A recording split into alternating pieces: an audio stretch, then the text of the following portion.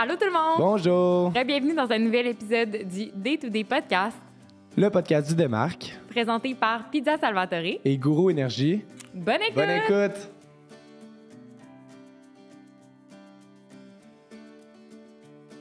Allô tout le monde! Bienvenue dans un nouvel épisode du Day-to-Day Podcast, le podcast du Démarque. Aujourd'hui, je suis toujours en compagnie de Gab. Bonjour! Comment ça Ça va? va bien, merci. Ainsi que Béatrice de chez Vitamine B. Allô? Allô! Comment tu vas ce matin? Ça va super bien. J'avais vraiment hâte. Ça va vraiment être le fun. On a vraiment une belle conversation qui s'en vient. Plein de sujets full intéressants à aborder. Mais j'aimerais peut-être que tu te présentes d'abord. Ouais. Pour les gens qui ne te connaissent pas, les étudiants qui nous écoutent, t'es qui? Qu'est-ce que tu fais dans la vie? Je te laisse la parole. Yes! Ben moi, c'est Béatrice. Oui. Puis Vitamine B, c'est un studio marketing spécialisé en médias sociaux puis création de contenu. OK. Donc, mon background est 100% marketing. Je suis, comme vous, allée à l'Université Laval. J'ai fait mon bac en marketing, mon MBA en marketing stratégique. Donc, j'ai vraiment eu du fun à FSA, honnêtement. Super cool parcours. Je me suis full impliquée, un peu comme vous. Donc, ça m'a amenée à fonder Vitamine B là, quand j'ai terminé ma maîtrise. Ouais. Puis voilà, aujourd'hui, ben, je suis à la tête de Vitamine B. On est une super belle équipe. Puis Voilà. ça va super bien. Ouais. Ça fait combien de temps? Ça l'a fait 2 ans cet hiver. 2 ans. Ouais, ça va vite. Oh mon Dieu, ça va très vite. Ouais, vraiment. Puis Vitamine B, tu as dit que c'est un studio. Oui. Est-ce que tu peux élaborer un peu sur qu'est-ce que c'est exactement? Puis on va en parler plus tard, il n'y a pas de stress, mais Ouais. juste nous mettre en contexte un peu de qu'est-ce que vous faites dans le fond. Oui. Pourquoi j'ai choisi le terme studio et non pas agence? Premièrement, c'est qu'il y a beaucoup d'agences marketing. Là. C'est Ouais. comme à la mode. Mais j'avais envie de faire différent puis vraiment de me distinguer des agences parce que, puis là, parenthèse, il y en a plein des belles agences. J'ai travaillé dans une agence marketing avant de lancer Vitamine B et j'ai adoré mon expérience. Mais souvent, quand on pense au mot agence, Ouais. on pense à une grosse équipe, des prix qui sont élevés, un service qui est pas tout à fait 100%, Ouais. une disponibilité aussi qui est plus difficile à avoir. Puis quand j'ai lancé Vitamine B, j'avais vraiment envie d'aller à l'opposé de ça. Donc, un studio, pour moi, c'est une entreprise qui est plutôt à échelle humaine. Ouais. Donc, on est une petite équipe passionnée. Mon objectif, c'est pas de croître indéfiniment puis d'avoir une équipe de 10, 15, 20, 30, 40. C'est vraiment de rester petite.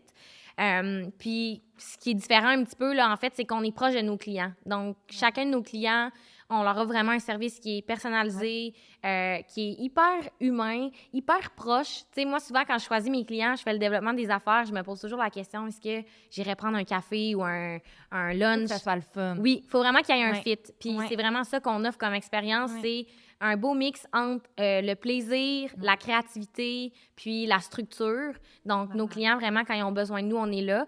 C'est pour ça que j'ai choisi vraiment le terme studio et non pas agence. Là. Mais Ouais. c'est vraiment bien défini. Puis c'est quoi, mettons, que t'as inspiré initialement? Je suis curieuse de mettre ça sur pied. Ouais. Après, justement, ton MBA, là, comme tu as dit, comment ça a débuté, tout ça, dans le fond? C'est une bonne question. Ouais. Puis, ben, pour les étudiants qui nous écoutent, Ben, c'est en ça, fait, c'est pas le pertinent, là. on se Ouais. pose souvent la question quand on voit la fin des études arriver, Ouais. qu'est-ce qu'on fait?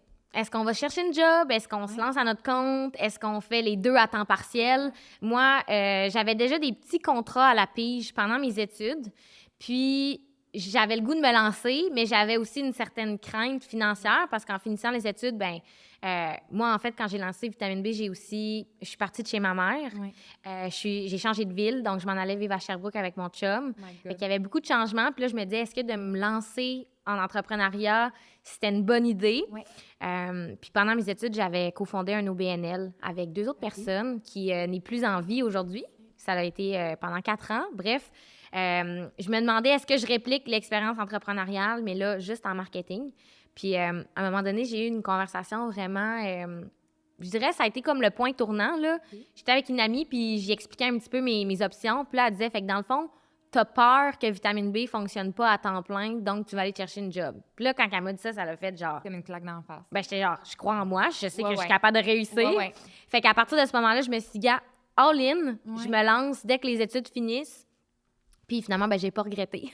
Ben là, t'as bien fait de Ouais. continuer, c'est malade. Ouais, faut croire en ses rêves, je pense. Puis je pense que aussi de se partir, soit pendant les études ou juste après, c'est un bon moment parce qu'on n'a rien à perdre. Ouais. On n'a pas encore d'enfants, on n'a pas encore de maison. Fait que c'est comme, let's go. Au pire, tu vas perdre ton temps. Mais Puis c'est un peu d'argent, mais comme, j'ai 26 ans C'est le moment aujourd'hui. de faire. Puis si ça n'avait pas marché, ben je me disais, je vais aller me chercher une job parce que tout le monde embauche. Mais Fait que vraiment. c'était comme, make it or break it. Puis finalement, ben tu sais, Hey, mais j'ai bien fait. félicitations. Félicitations. Merci. Vraiment props, là, c'est malade. Puis tantôt, on en parlait un peu parce que tu sembles assez proche, justement, de tes filles, tes employés et les girls qui travaillent avec toi. Ouais. Puis je trouve ça quand même d'actualité aussi d'en parler, de la culture d'entreprise chez Vitamine B parce que c'est full d'actualité. On le sait qu'il y a quand même un bon taux de roulement. Tu sais, aujourd'hui, les gens se tentent facilement de leur emploi, etc. Ouais. Fait que c'est important d'avoir une bonne culture d'entreprise. Fait que ma question pour toi, c'est comment tu définirais justement votre culture d'entreprise, puis comment tu la laisses se refléter justement dans le quotidien? Ouais. Fait que je te laisse répondre à ça. C'est vraiment une bonne question. Chez Vitamine B, on a une culture d'équilibre. OK. Fait que autant pour le côté professionnel que pour le côté personnel, puis ça vient vraiment de moi en tant qu'individu, en tant que personne. L'équilibre de vie, pour moi, c'est ma priorité numéro 1. Ouais. C'est pour ça aussi que je me suis lancée à mon compte. C'était pour avoir accès à cet équilibre-là que parfois, de plus en plus, mais parfois quand tu es employé, tu as moins de liberté. Oui. Donc, pour moi, l'équilibre, c'est super important. Puis c'est vraiment ce que j'offre aussi aux filles. Sarah puis Gab, shout-out à vous, je vous adore. Mais fait que c'est vraiment là, une culture d'équilibre dans le sens que tu fais ton horaire, Ouais. tu travailles quand ça te tente, tu peux prendre les vacances que tu veux en autant que les livrables soient rendus puis que les échéanciers soient remplis. Ouais. T'sais. Fait que c'est vraiment de prioriser l'équilibre de vie, donc prendre du temps pour bouger, pour voir ses amis. On se voit aussi en dehors du travail, puis en fait, nous, on n'a pas de bureau, donc on est 100% en télétravail. Puis quand on se voit, ben plus souvent qu'autrement, c'est pour avoir du fun. C'est pour du team building, pas tant pour travailler ensemble. Malade. Des fois, on le fait, là. Ouais. Fait que de garder un équilibre dans tout ça. Donc, les filles font pas du 50 heures par semaine. Puis souvent aussi, c'est un discours qu'on entend quand on travaille en agence. On se dit, « Hey, je finis mon bac, là, je vais aller en agence. Je vais aller travailler comme une débile, je vais full apprendre. » Mais comme, pourquoi travailler du 50-60 heures alors que la vie, c'est maintenant, tu sais? Fait que moi, c'est vraiment ça que j'inculque dans la culture de Vitamine B. C'est on se priorise, nous, avant le travail. Puis, avec les clients, c'est un peu la même chose. On instaure ça avec nos clients de comme, t'as pas besoin de poster à chaque jour, t'as pas besoin de faire 7 Reels par semaine, donc d'être dans l'équilibre aussi dans sa création de contenu. Donc, vraiment, le mot qui nous guide, c'est l'équilibre. Là. Ben oui, Ouais. puis de ce que je retiens aussi de ça, c'est vraiment d'avoir un mode de vie qui est organisé. Puis, tu sais, tantôt, on a parlé un petit peu avant de commencer le podcast, semble quelqu'un qui est très, très Ouais. organisé maintenant. Fait que, tu sais, Google Agenda. je pense que l'un va pas, tu sais, sans l'autre, là. C'est vraiment comme l'équilibre, puis justement, l'organisation, c'est vraiment Vraiment. deux mots qui sont super importants ensemble. Vas-y. Ben ouais, même si Vitamine B, justement, t'as prévu comme ça reste petit, puis c'est autour de l'équilibre, ben je suis curieux de savoir un peu c'est quoi la vision puis les objectifs, parce que j'imagine que c'est quand même des gros objectifs, là, fait que je suis curieux d'en entendre un peu plus à ce niveau-là. Ben oui. Puis quand je dis de rester petite, ça veut pas dire que notre impact va être petit. Ouais. Ce que je veux dire, c'est qu'on n'est pas nécessairement obligé d'être une immense équipe pour avoir un gros impact. Fait que c'est de faire les choses intelligemment. Quand j'ai lancé Vitamine B, j'avais pas d'objectif, sauf un, c'était d'être capable de payer mes choses puis de vivre, OK? Fait que la première année, ça leur ressemblait à ça. Puis après un an, j'ai engagé ma première employée à temps plein. Elle a commencé à temps partiel. Ensuite, quelques mois après, temps plein. Donc là, j'avais la possibilité de fixer des objectifs un petit peu plus ambitieux parce que j'étais plus toute seule, tu sais. Donc là, nos objectifs, grosso modo, avec Vitamine B, c'est de rendre encore plus notre expertise accessible. Donc, moi, ce que j'ai réalisé aussi, c'est que quand tu travailles avec une agence, les prix sont souvent élevés. Puis, c'est pas accessible pour les petites business, les entrepreneurs qui sont en démarrage. Vraiment. Mais ces gens-là ont quand même besoin d'aide. Tu sais, ils ont besoin Tout le d'avoir monde, de l'aide. Oui, vraiment. C'est ça. Vraiment. Fait que moi, mon but, quand j'ai monté l'offre de service de Vitamine B, c'était d'une part rendre notre expertise accessible. Ouais. Donc, d'avoir une offre de service qui est flexible. Donc, en ce moment, on peut faire la consultation jusqu'à de la prise en charge clé en main. Donc, s'occuper des médias sociaux de nos clients comme ils nous font confiance quasiment aveuglément. Mais il y a aussi une portion qui vient avant ça, quand les gens ne sont pas capables nécessairement de se payer de la consultation ou des formations. Bien là, on veut développer des outils en ligne. Donc, des formations en ligne, des e-books, des guides à télécharger pour des gens qui n'ont pas les gros budgets encore pour avoir de l'aide en one-on-one, admettons. Donc, on va vraiment miser... Oui, c'est ça. On va développer ça cette année. Puis, en parallèle, on veut aussi offrir plus à nos clients. Donc, nous, notre expertise, c'est le marketing, mais c'est de développer vraiment aussi un réseau d'experts autour de nous qu'on va pouvoir référer à nos clients si jamais ils ont besoin d'aide en ressources humaines, en planification stratégique, en finance. Donc, vraiment d'avoir un genre de pôle d'expertise qui vient complémenter la nôtre. Donc, ça aussi, on travaille là-dessus. Puis, finalement, le 8 avril prochain, là, je ne sais pas quand est-ce que l'épisode va être publié, là, mais le 8 avril cette année, on va faire l'annonce d'un nouveau projet sur lequel on travaille depuis plusieurs mois. C'est un projet qui est secret, j'en parle ici et là, mais c'est vraiment pour offrir un moment de détente, de répit puis d'introspection aux entrepreneurs. Donc, vous allez pouvoir en savoir plus, là, mais on sort du marketing, on est vraiment plus dans le développement personnel en tant qu'entrepreneur, l'équilibre de vie aussi. Donc, un super beau projet qui s'en vient. On va surveiller ça, mon Dieu, malade. Puis là, je suis curieuse de savoir, parce que là, vous êtes 3 en ce moment. Comment vous répartissez justement les tâches ensemble? Comment ça fonctionne justement votre gestion de tout ça? Parce que là, vous devez avoir des clients, il doit y avoir de plus en plus de demandes clients aussi, j'ai l'impression, parce que vous commencez à faire connaître davantage.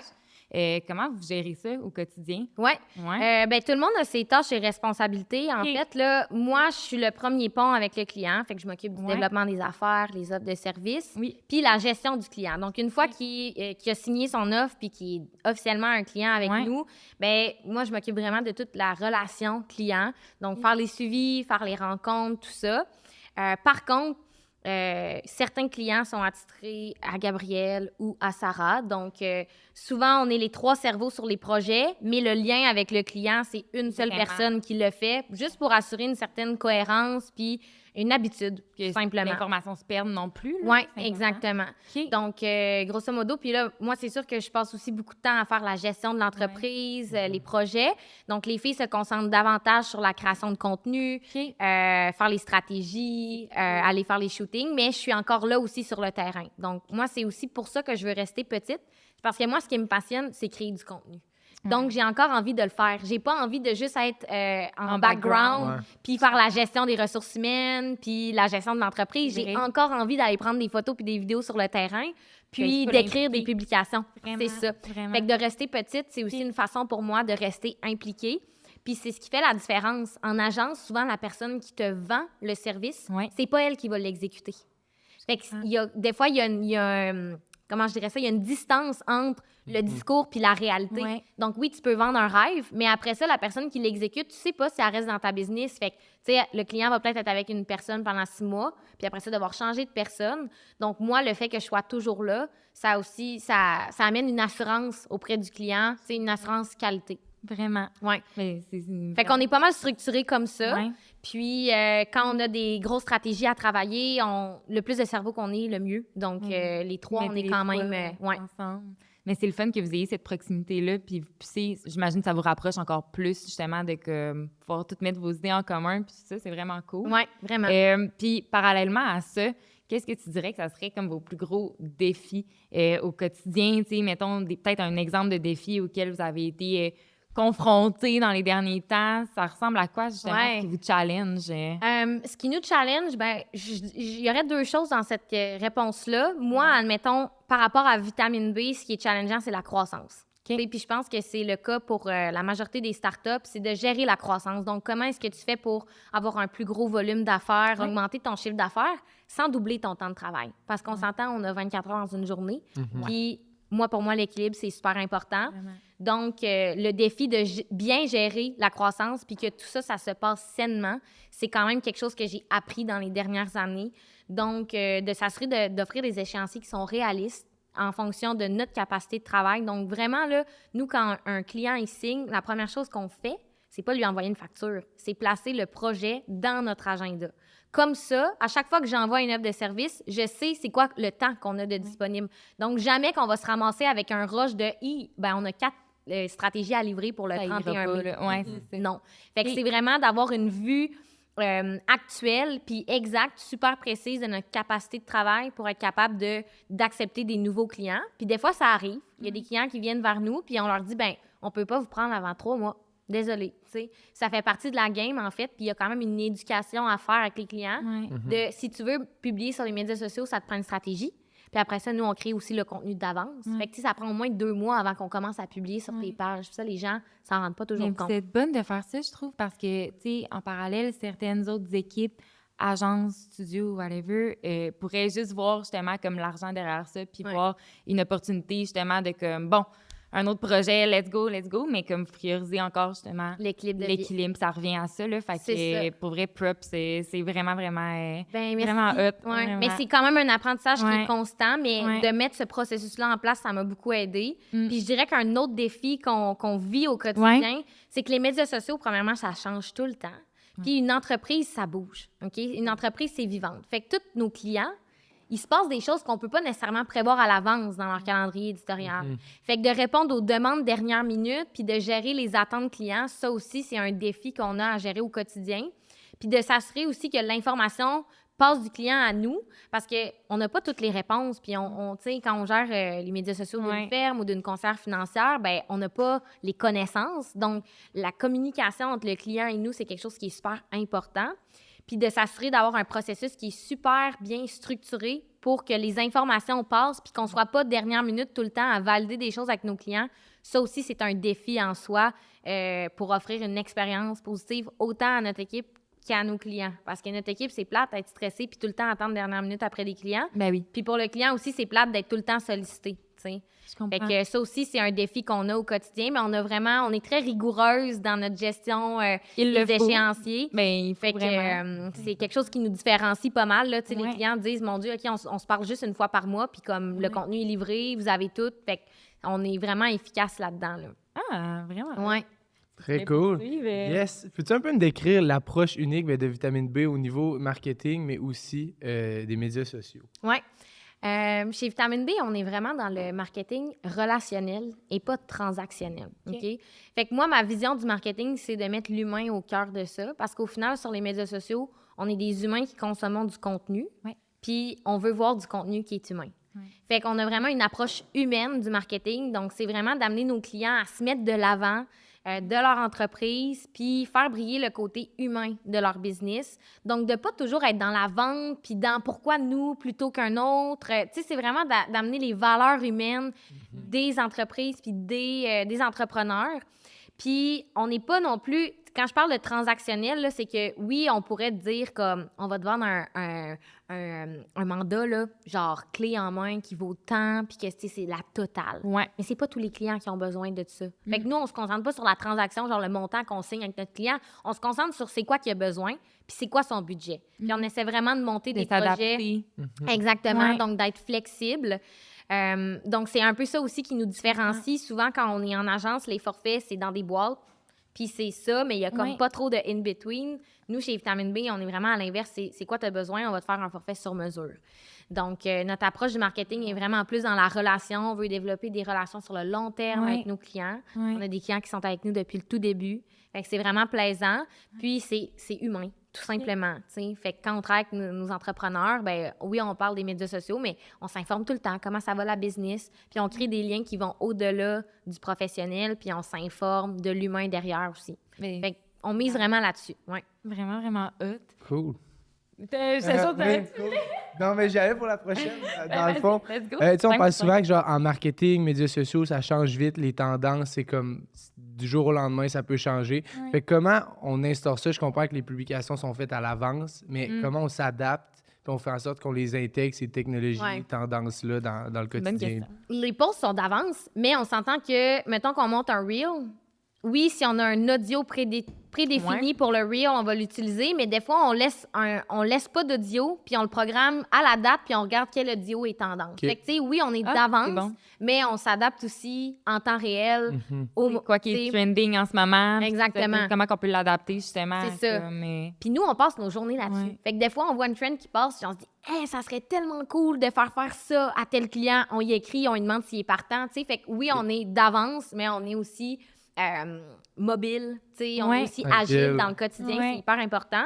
Puis nous, ben on fait une veille quotidienne. Fait que, tu sais, autant être abonné à des infolettes sur le marketing, suivre des comptes d'experts marketing médias sociaux sur les médias sociaux pour, tu sais, être au courant des changements d'algorithmes. Donc, on se tient vraiment à jour. Puis, on n'a pas le choix parce qu'au final, on conseille nos clients. Fait que, tu sais, si on n'est pas à jour dans nos conseils, ça n'a pas rapport, notre expertise est passée date, tu sais.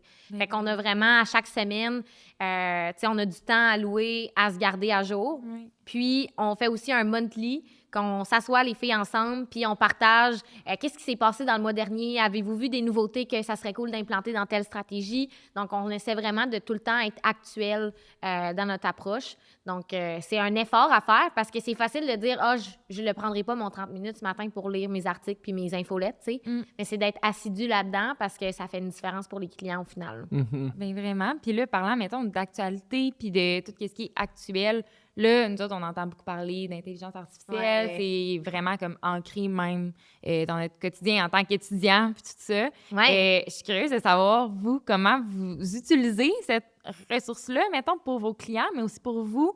Est-ce que c'est une manière pour vous de comme vous renseigner, justement, être à l'affût des tendances, comment adapter ces tendances-là? Comment vous utilisez l'intelligence artificielle? Oui, c'est une excellente question.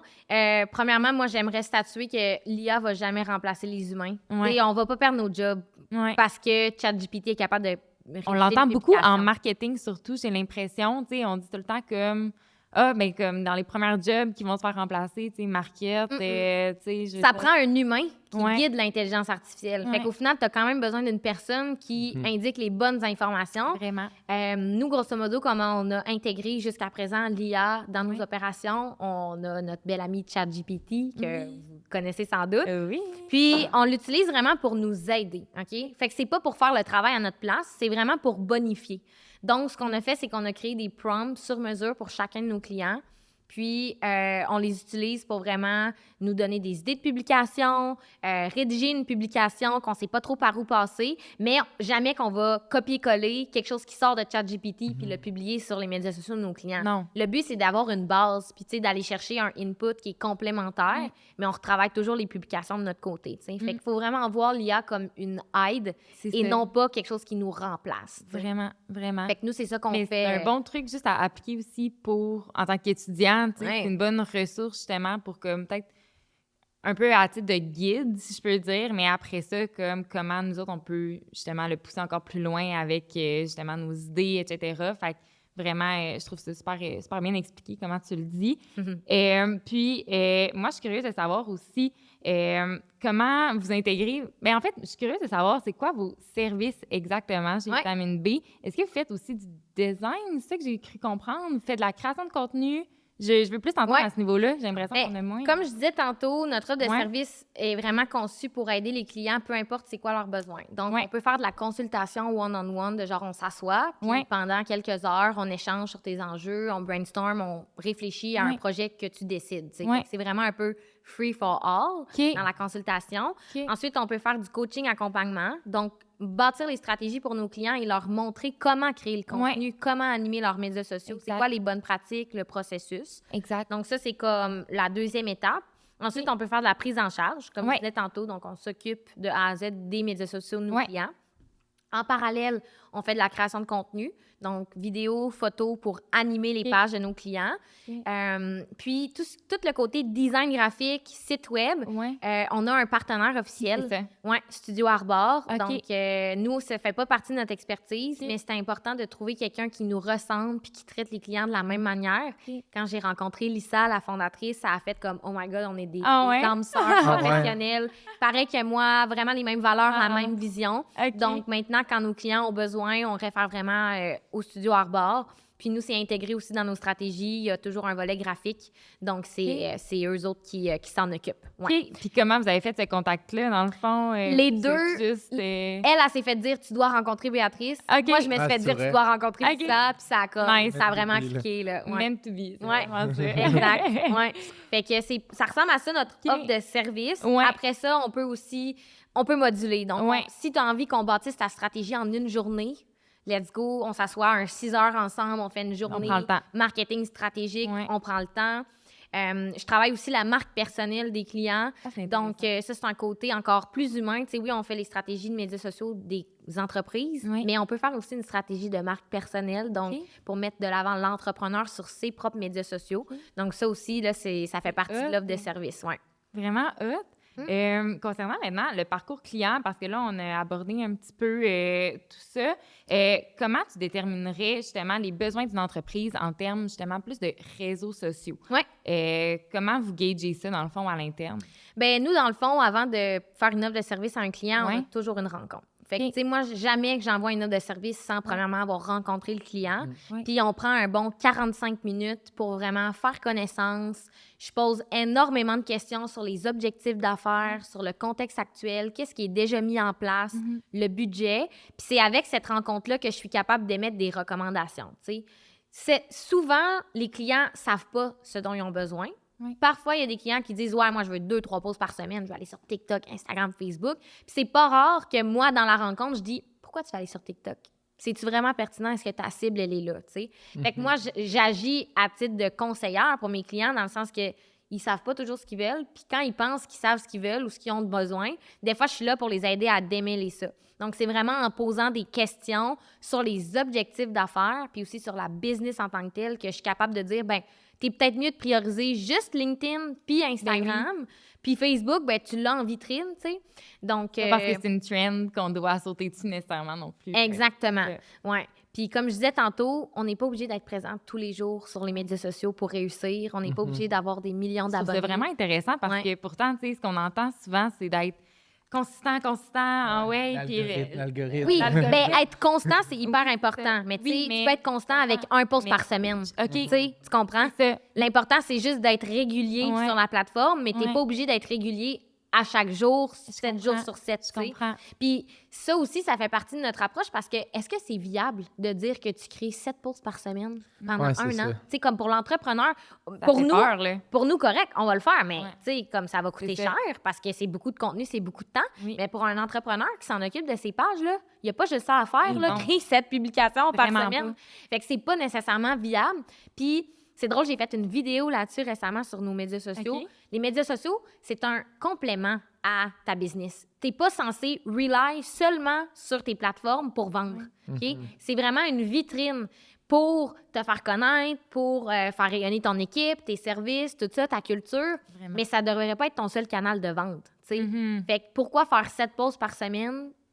En tout cas, pour moi, ça fait pas de sens. Ouais. Ça serait le fun d'avoir un débat avec d'autres professionnels du marketing à ce sujet-là. Mais même là, en tant que, tu sais, je me mets dans les chaussures d'une consommatrice puis d'une personne qui va sur les réseaux sociaux. Honnêtement, je me désabonnerais là, de quelqu'un qui mettrait autant de posts parce que je me sentirais juste comme absolument bombardée. C'est ça. Nous, on mise vraiment sur la qualité. C'est ça. Plutôt que la quantité. C'est ça, vraiment. C'est important de justement se faire remarquer, mais de la bonne manière. Exactement. Que vous l'amenez vraiment bien. Tu sais, nous, sur nos médias sociaux, on est à maximum 3 publications par semaine. OK.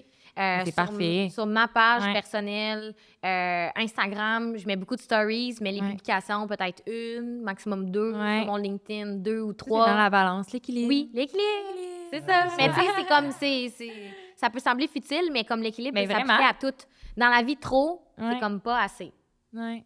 Boum. Trop, c'est comme pas assez. Trop de pauses, c'est comme pas assez.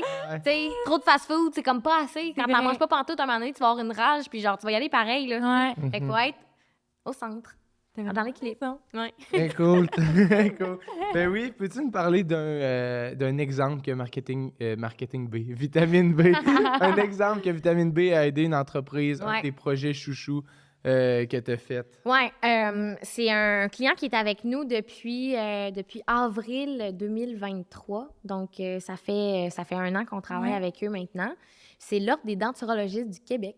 Okay. Quand on le nomme, les gens sont genre... wow, Dans ma tête, ça aurait pas été ça. Ouais, comme c'est d'animer les pages d'un ordre professionnel. Ouais. Puis c'est vraiment un beau défi pour nous parce qu'on anime leur Facebook puis leur LinkedIn. OK. Et l'ordre a pour objectif de servir le public, protéger le public, mais aussi faire rayonner la profession, informer ses membres, donc les denturologistes. Fait qu'il y a énormément de paramètres et d'objectifs à prendre en compte. Puis les plateformes, on les utilise pas pareil. Ce qu'on publie sur Facebook, c'est quand même différent de ce qu'on publie sur LinkedIn. Pour la majorité de nos clients, on fait ça aussi. Mais pour l'ordre, il y a vraiment eu une réflexion stratégique pour s'assurer que chaque action puis chaque publication remplisse des objectifs qui sont différents. Donc, on a vraiment amené leur page, c'est le jour et la nuit, là, depuis qu'on est arrivé dans leur vie, entre guillemets. Puis on est vraiment fiers parce que les statistiques parlent d'elles-mêmes. Là. Donc, on a vraiment eu un bel impact autant au niveau de la visibilité que du nombre d'abonnés. OK. Puis aussi en termes de... Ils se font parler de leurs publications. Et notre plus grande fierté, c'est que les denturologistes partagent le contenu qu'on publie sur la page de l'Ordre. Donc, les denturos sont fiers de partager. Cool. Donc, c'est vraiment ça l'effet qu'on veut faire. Vous avez vraiment une belle reconnaissance. Oui. Donc, ça, c'est un projet parmi tant d'autres parce que tous nos clients, en fait, c'est des clients chouchous, là. Mais l'Ordre, particulièrement, c'est un mandat qui était très challengeant pour nous. Puis on a vraiment réussi à step up, là. Est-ce que ça fait longtemps que vous avez ces clients-là? Oui, ça fait 1 an, là. OK, my God! Fait que c'est vraiment long terme, là. Exactement. Puis, tu sais, là, on va aller créer du contenu lors de leur congrès cet automne pour faire un vox pop avec les denturologistes. Donc, quand je parle d'avoir une relation sur le long terme avec nos clients, c'est ça. C'est on travaille longtemps avec eux, mais aussi on développe les services qu'on fait avec eux. Tu sais, on est passé de animer leur page Facebook, LinkedIn. Là, on va peut-être intégrer un TikTok ou un Instagram. On fait une recherche là-dessus, création de vidéos.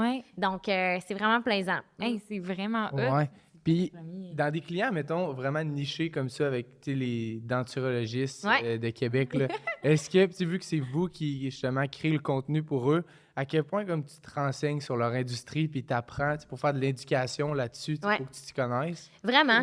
Puis ça, c'est la réalité, en fait, d'experts médias sociaux. C'est qu'on doit apprendre et on doit s'éduquer, comme tu dis, sur l'univers de chacun de nos clients. Parce que sinon, le contenu, il n'est pas pertinent. C'est ça. Il ne faut même pas que ça paraisse que ce ne soit pas quelqu'un de l'industrie ou de l'entreprise qui crée le contenu. Donc, dans l'étape de la création de la stratégie, on prend vraiment un bon moment, on fait une grosse veille, on sort du contenu, puis on mise aussi beaucoup sur la collaboration avec nos clients. Donc, une fois par mois, on rencontre nos clients, on bâtit le calendrier éditorial, on valide les idées, ils nous partagent le contenu pour vraiment le volet technique. Donc, c'est vraiment en bâtissant une relation sur le long terme aussi qu'on devient comme nous-mêmes des experts de leur domaine. Puis, c'est de garder le lien avec le client. Fait que c'est vraiment comme ça qu'on réussit à s'éduquer puis à s'imprégner du domaine de chacun de nos clients, là, vraiment en étant proche d'eux, en s'informant. Puis quand tu es investi dans le processus, tu prends le temps de lire, tu scrutes le site web de A à Z. Ils nous envoient les denturos, ils ont un magazine qui s'appelle Présence, puis c'est un magazine, je pense, qui est trimestriel, puis ils nous l'envoient par la poste. Donc, nous, on le lit, on crée du contenu avec ça. Donc, tu sais, quand on est avec nos clients, on est là all-in, puis envoyez-nous vos livres, si vous en écrivez, on va les lire, tu sais. Fait qu'on est investi avec nos clients. Mais c'est ça qui est hot, parce que ça vous permet de vous renseigner sur tellement de trucs en même temps. Je sais, c'est débile. Tu peux avoir ça, puis après ça, un client dans un autre domaine complètement à droite. Tu sais, comme là, on apprend sur la denturologie, on apprend sur la gestion d'une ferme éco-responsable, on apprend sur les conseils financiers. Tu sais, fait que c'est vraiment, moi, c'est la beauté, je trouve, de notre métier, c'est qu'on en apprend à tous les jours, parce qu'on travaille avec des clients différents. Puis c'est un peu pour ça que j'ai décidé de ne pas me concentrer sur une industrie en particulier. Tu sais, des fois, tu as des agences qui se spécialisent, genre, dans les cliniques médico-esthétiques, par exemple. Ils font du médias sociaux juste pour eux. À un moment donné, là, comme tu fais juste parler tout le temps de la même affaire, nous, c'est le fun, c'est diversifier notre quotidien, là. On parle des journées changent. Ça t'apporte des challenges aussi. Exactement. Parce qu'il y a des trucs que tu n'aurais probablement jamais pensé travailler là-dessus. Tu sais, probablement que ce client-là, on t'aurait dit ça il y a 5 ans. Ben oui. Puis, tu sais, c'est fou parce que ça démontre aussi l'adaptabilité de notre équipe. Ben, tu sais, Gabrielle, elle s'occupe de l'Ordre des denturologistes.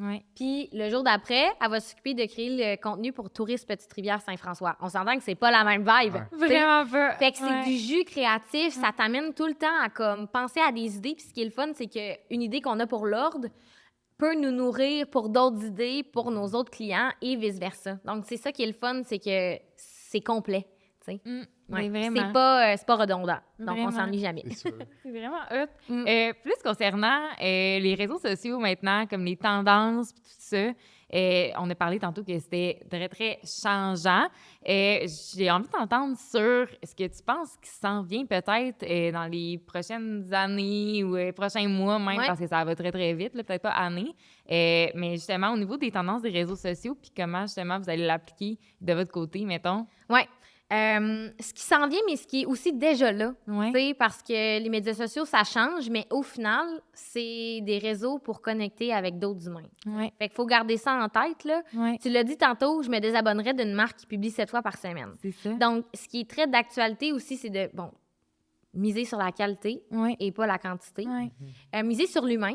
Ouais. On est des humains, on n'a pas le goût de voir, genre, juste du texte. T'sais, on veut voir des visages, on veut voir des équipes, on veut voir les humains derrière. Puis je dirais que ce qui est vraiment tendance, puis ce sur quoi on devrait miser dans le futur, c'est vraiment l'authenticité, montrer le vrai sur les médias sociaux, montrer le beau, mais aussi montrer le moins beau, tu sais, comme d'un quotidien. Moi, des fois, j'en mets des stories où j'ai une face pas rapport. À la fin de journée, je suis crevée, puis je le dis. Mais au final, c'est ça qui fait le plus réagir. Ben oui. Là, probablement, tu sais, tes amis répondent, probablement, c'est... Puis pas nécessairement tes amis, mais aussi comme les personnes. Ma communauté, exactement. Exact. J'ai déjà fait une story pour parler que j'étais anxieuse financièrement, mais comme...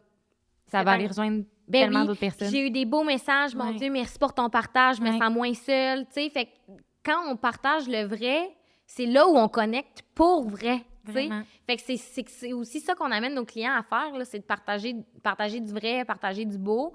Fait que l'authenticité, les humains, la créativité, tu sais, il y a beaucoup de bruit. Tout le monde est sur les médias sociaux, fait qu'il faut arriver à se démarquer. Donc, la qualité, la créativité, attirer l'œil, tu sais. J'ai l'impression que ça a quand même changé aussi dans les dernières années. Tu me dirais qu'est-ce que tu en penses, mais j'ai l'impression que fut un temps où on voulait que tout soit très parfait. Puis, tu sais, comme on avait les filles d'Instagram, puis tout devait comme fitter, mettons. Puis là, tu pensais quasiment à ta publication. Puis là, il fallait que tu gages telle publication en fonction de l'autre d'avant parce qu'il faut que ça fitte, il faut que ça soit parfait sur Instagram. Tu sais, on entend beaucoup ça. Mais je trouve ça hyper intéressant parce que maintenant, c'est vrai qu'on recherche vraiment ce qui est vrai, tu sais, au final. Puis le raw est beaucoup plus accepté. Puis en fait, pourquoi il est plus accepté? C'est que quand moi, je vois une photo que c'est parfait, je suis pas capable de me reconnaître dedans. Ben oui.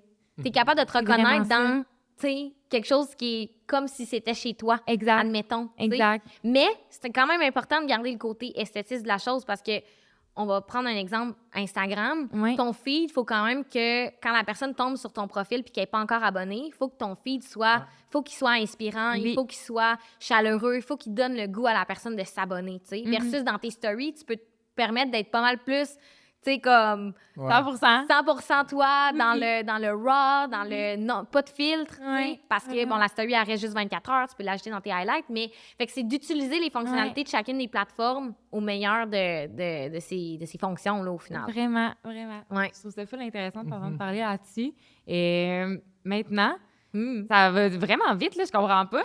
Mais j'aimerais t'entendre sur ton day-to-day, parce que comme tu sais, on est dans le Démarque, on est dans le podcast Démarque, le day-to-day podcast.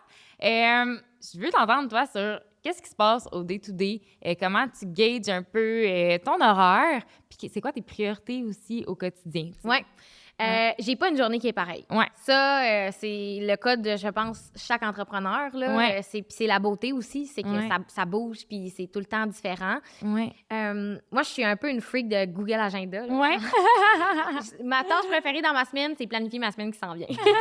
Fait que j'ai vraiment, tu sais, j'ai un code couleur puis je suis vraiment bien organisée, bien structurée. Grosso modo, moi, mes journées, je me lève à 5 heures.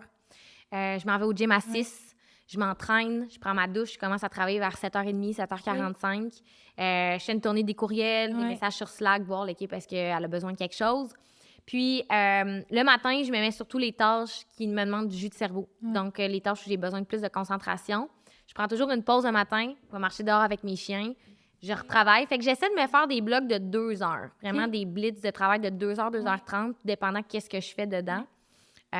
Pause de dîner. Puis l'après-midi, souvent, je suis en rencontre.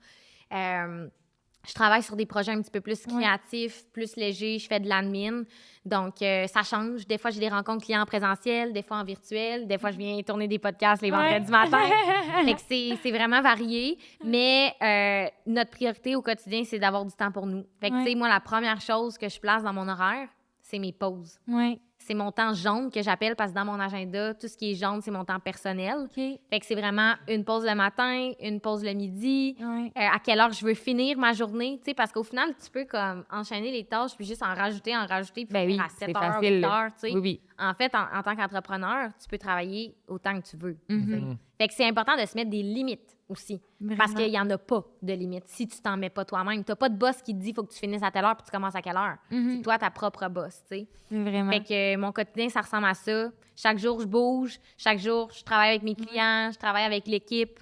Puis voilà. Puis le soir, tu es capable de décrocher et de passer à autre chose. C'est très important, là. Oui, puis je trouve ça le fun que tu en parles parce que, tu sais, nous, notre quotidien, on le passe sur les médias sociaux. Fait qu'on est souvent sur notre téléphone, on travaille sur notre téléphone.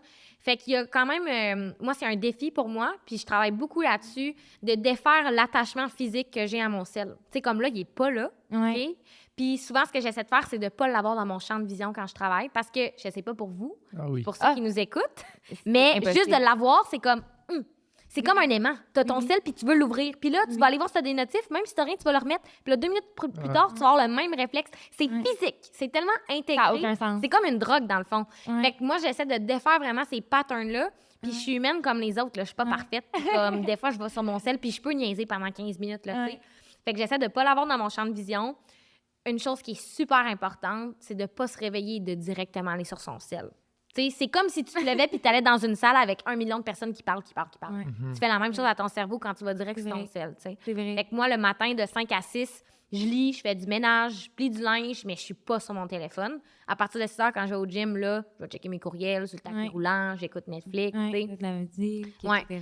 Puis c'est important pour moi aussi que le soir, c'est du temps off-screen le plus possible. Fait que j'essaie de pas avoir mon téléphone non plus parce qu'au final, je passe ma journée devant un écran ou presque. Là. Donc, c'est vraiment, en fait, de se mettre des barèmes puis de se l'imposer. Parce que c'est bien facile de tout le temps de l'avoir. Puis les notifications aussi, là, tu sais. J'ai pas de notifications sur mon téléphone à part les appels, les textos. Parce qu'il y a presque personne qui me texte. Fait que quand quelqu'un me texte, c'est comme, c'est important. Appel, même chose. Mais Messenger, j'ai pas de notification. Instagram non plus. Fait que j'essaie vraiment de comme minimiser au plus possible les stimuli qui viennent de là. Donc, le temps c'est vraiment bon de le faire. Là. Ben oui, vraiment. Mais je trouve ça vraiment pertinent que tu en parles. Puis, mettons dans une même direction, pour ce qui est des vacances, justement, on n'en a pas parlé, mais mettons, là, vous êtes 3. Puis là, t'es comme la leader des 3, justement. De ce que je comprends, il ne faut pas que tu culpabilises justement quand tu pars en vacances, il faut que tu fasses confiance aux girls puis tout ça. Ça va quand même être difficile de le faire étant donné que justement, c'est comme toi qui lead un peu, j'ai l'impression, les projets puis tout ça. Comment tu prends ça quand il faut que tu prennes des vacances? Je suis vraiment contente que tu poses la question. C'est drôle parce que je suis partie en vacances cet hiver. Je suis partie 16 jours en Guadeloupe. Et j'ai pas ouvert mes courriels de job pendant 16 jours. C'était la première fois que ça m'arrivait. Comme tu dis, il faut pas se sentir coupable, mais il y a quand même une petite voix intérieure. Au début, là, les 2-3 premiers jours, je me disais « Oh, je me sens mal. Gab, elle va-tu être correcte? Je suis pas là. » Mais au final, quand on a des vacances, que ce soit les miennes ou celles des filles, on se prépare super à l'avance. Fait que nous, on est en train de planifier les vacances d'été pour être sûr qu'il y a tout le temps quelqu'un qui est en poste pour être là pour les clients. Un bon backup. Fait qu'on n'est jamais les 3 partis en même temps, d'une part. Puis, tout se fait dans la communication. Fait que quand je suis partie, qui est responsable de telle tâche? Pendant que je suis partie, je reste quand même disponible. Là. On s'entend, c'est ma business. S'il y a une urgence, j'aurais répondu en Guadeloupe. Mais j'ai fermé mes emails. J'ai mon adjointe qui gérait mes rendez-vous. S'il y avait une urgence, elle me faisait signe. Si Gabrielle vivait des choses avec les clients que j'avais besoin d'être là, elle me faisait signe. C'est pas arrivé. Chanceuse. Peut-être que si je repartais en vacances, ça serait pas la même chose. Mais moi, ça me prend ça 1 fois par année. Une déconnexion totale. Le reste de l'année, étant donné que mon quotidien est sensiblement équilibré, j'ai pas ce besoin-là. Tu sais, je suis pas genre torchée, fatiguée en me disant j'aurais besoin de vacances.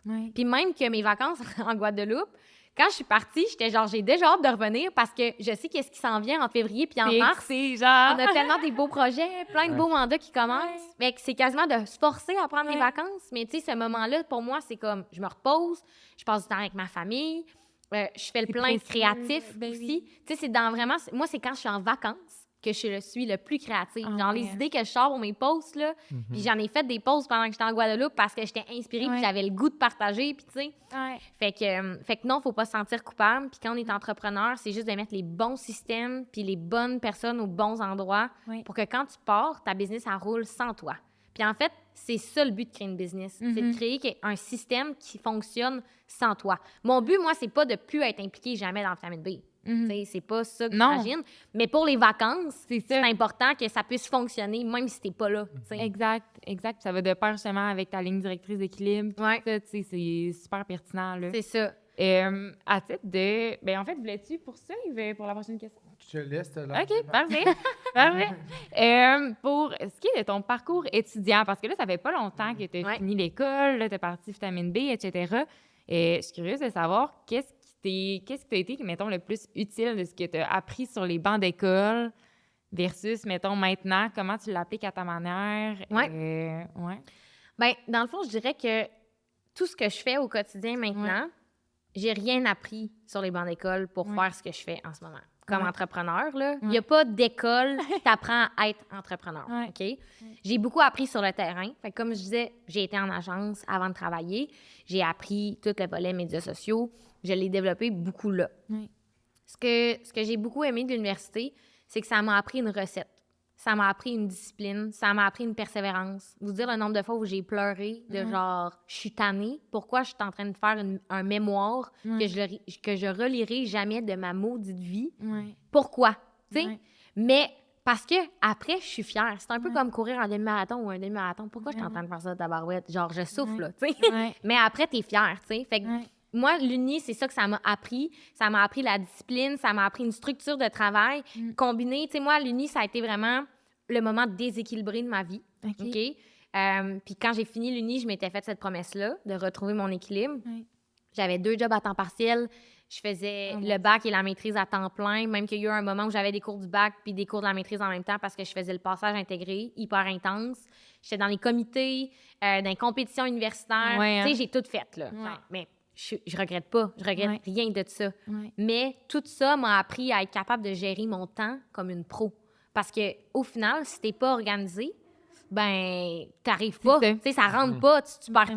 Plus t'as de temps, plus t'en perds. Vraiment. Ça aussi, c'est une expression que j'aime beaucoup, là, tu sais, trouve comme passé, mais plus t'as de temps, plus t'en perds. Fait qu'à l'Uni, j'avais pas de temps. Tout mon temps était... Tu sais, j'avais pas de temps vraiment libre pour moi. On peut vraiment, je pense, relate. Vous devez le vivre aussi, vraiment là, vous êtes impliqués. Mais c'est le fun. Puis il faut en profiter. Puis l'Uni, genre, ça passe maintenant. Fait que je l'ai fait all-in. Fait que ce que j'ai appris beaucoup, c'est de bien me structurer. Puis aussi rentrer en relation avec les gens. Tu sais, l'Uni, c'est le moment. Là, genre, on sort de notre cocon du secondaire. Le cégep, je sais pas pour vous, mais moi, il s'est pas passé grand-chose. C'est une drôle de transition. Un passage obligé, un peu drôle, mais en tout cas. Fait que l'Uni, moi, ça m'a vraiment appris à ça, à sortir de ma bulle, à aller à la rencontre des gens. Puis j'ai adoré mon parcours, honnêtement. Malade. Malade. Vraiment, vraiment cool. Yes! Maintenant, est-ce que tu as un conseil que tu pourrais donner aux étudiants qui aimeraient ça se partir en affaires, devenir entrepreneur? Hey, j'en ai tellement. Mais un premier conseil, ça serait de juste croire en soi puis de se dire comme j'ai rien à perdre. Comme je disais tantôt, là, se partir à son compte, se partir en business, aux études ou après les études, c'est là où il y a le plus de support aussi. La communauté entrepreneuriale à l'Université Laval, tu as accès à des coachs, des mentors, à des subventions aussi. Fait comme go for it, là, genre fonce, all in, tu sais. Fait que de ne pas avoir peur de se planter parce que ça se peut que tu te plantes, puis il faut juste pas que tu t'arrêtes même si tu fais des erreurs. Puis un autre conseil que je donnerais, ça serait de le plus tôt possible investir dans sa marque personnelle. Donc, quand on est étudiant, on s'en rend pas compte, mais on commence déjà à se positionner comme un employé potentiel pour des employeurs ou des partenaires pour se lancer en affaires ou même un entrepreneur puis comme être sur la map. Fait que, tu sais, moi, je ne l'ai pas tant fait à l'université, mais je le faisais un peu. Mais juste publier sur son LinkedIn, mettre à jour son profil, publier sur Instagram, vraiment être présent, se mettre sur la map. plus tu investis tôt, plus c'est payant. C'est un peu comme les placements, là. Plus tu investis tôt, plus c'est payant. plus c'est payant. Fait que d'investir dans sa marque personnelle, puis de ne pas avoir peur de montrer ses réalisations, de donner son opinion, d'aller interagir avec les gens sur LinkedIn. Puis je le travaille beaucoup, moi, avec mes clients, la marque personnelle. Puis des fois, quand tu pars, puis que tu es rendu à 35-40 ans, puis que tu n'as jamais été sur LinkedIn, puis que la personne, elle, depuis ses 20 ans, a publié un petit peu, elle a bâti son réseau, tu sais. Les relations sur LinkedIn, c'est un réseau qui est super précieux. Puis si j'avais pas passé un peu de temps et d'énergie dans ma marque personnelle pendant mes études puis au début de ma carrière, je serais peut-être pas là où je suis aujourd'hui, tu sais. Fait que vraiment, de ne pas hésiter à investir dans sa marque personnelle le plus tôt possible, là, ça serait mon deuxième conseil. Je trouve ça quand même intéressant parce que de plus en plus, en tout cas dans mes cours, je trouve que les professeurs essaient de le mettre un peu plus de l'avant. Comme là, j'ai un travail qui s'en vient, puis c'est justement, ça va être le marketing de soi. OK. Fait que je trouve que ça va vraiment de pair avec qu'est-ce que tu dis. Tu vois, dans mon temps, il n'en parlait pas. Ben, là, je dis dans mon temps, mais genre... ça fait genre 3 ans, là, mettons. En tout cas, fait que je trouve ça vraiment, vraiment cool qu'il commence à comme, justement être un petit peu plus actuel à ce niveau-là. Puis c'est vraiment justement au niveau des tips and tricks, comment on peut l'appliquer, comment faire aussi. Quoi publier. Quoi publier. Fait que... En tout cas, je trouve ça vraiment, vraiment pertinent. Qu'est-ce que tu dis? Fait que ça serait mes 2 conseils. Très bon conseil. Très, très bon conseil. Merci. Maintenant, pour l'année à venir, déjà... on est en mars, même qu'on finit mars. On finit mars. Qu'est-ce qui se passe? Ça va trop vite. Est-ce que tu veux nous partager, mettons, des événements, des projets, je sais pas, ou peut-être partager directement aux étudiants qui nous écoutent? Ben oui. T'en viens pour Vitamine B ou peut-être pour toi, je sais pas. Oui, bien, il s'en vient plein de belles choses. Là, comme je disais, le projet sur lequel on travaille, on va le dévoiler. Ce projet-là va avoir lieu en septembre. Puis le but, c'est de créer aussi une série d'événements, d'expériences. J'en dis pas plus, je garde vraiment le suspense. Là. Mais fait que ça s'en vient. C'est quand même un gros morceau. L'arrivée de Sarah à temps plein aussi dans l'équipe. Là, donc, on va être rendu 3 à temps plein. Donc, ça, c'est vraiment une belle étape. Vraiment. Puis développer justement toute l'offre en ligne, les e-books, tout ce que je parlais là, au début. On va vraiment travailler là-dessus. Puis personnellement, ce qui s'en vient, ben, tu sais, l'équilibre de vie, pour moi, c'est une passion, c'est même, je dirais, une valeur. Puis j'ai envie de partager un petit peu ma recette aux autres sur comment, moi, l'équilibre, ça s'intègre dans mon quotidien. Qu'est-ce que je mets en place? C'est quoi mes outils? C'est quoi mes bonnes habitudes? Donc, je commence à travailler là-dessus. Je vais vraiment créer un livre, peut-être papier ou juste un e-book, mais genre partager tous mes trucs que j'ai mis en place au niveau, c'est ça, là, de la gestion du temps, de l'énergie. Fait que ça, c'est un projet plus personnel. Tellement un beau projet. Oui. Donc, j'aimerais ça le sortir comme au courant de l'été pour que, mettons, à la rentrée, les gens puissent comme déjà appliquer ce qu'ils vont avoir lu. Fait que ça va vite. Hey, mais fait que voilà. Wow! Félicitations! Puis pour les étudiants qui aimeraient justement peut-être te poser des questions par rapport à tout ce que tu viens de nous dire ou se renseigner tout simplement sur Vitamine B, où est-ce qu'on peut te rejoindre ou vous rejoindre? Oui, bien évidemment, on est un studio médias sociaux. Alors, on est sur les médias sociaux, on est sur Facebook, Instagram, LinkedIn. Pour vrai, gênez-vous pas, je le dis tout le temps, mais comme pour moi, je me rappelle quand j'étais étudiante, on peut trouver ça un peu intimidant d'aller écrire à des entrepreneurs ou des personnes qui sont plus âgées. Je ne suis pas tant plus âgée que vous. J'ai le même âge. Mais il ne faut pas se gêner. Puis moi, ça me fait vraiment plaisir. Ça m'arrive des fois, j'aimerais ça te parler d'un projet que j'ai, je ne sais pas par où partir. Bon, on prend un café virtuel, on fait un 30 minutes. Fait qu'il ne faut pas se gêner. Puis vous pouvez aussi m'écrire directement. Fait que, tu sais, parfait. On mettra sur mon LinkedIn. C'est ça, on mettra tes réseaux sociaux en bord de description, puis on va te taguer là, sur Instagram. Parfait. Mais il ne faut pas hésiter. Vraiment, parfait. Je suis super, je pense que ça se voit un peu, là, je suis friendly, puis je suis pas gênante, donc faut pas se gêner à venir vers moi, là, ça va me faire plaisir. Parfait. Merci beaucoup. Merci à vous autres. Merci, c'était vraiment cool. Merci. Puis Gab, sur une note finale, où est-ce qu'on peut rejoindre le Démarque? Yes, le Démarque, vous pouvez nous retrouver sur notre site web. On est aussi sur les réseaux sociaux, Facebook, Instagram, TikTok, la chaîne YouTube, Spotify. Fait que merci d'avoir écouté. On est partout. Merci beaucoup tout le monde. Bye.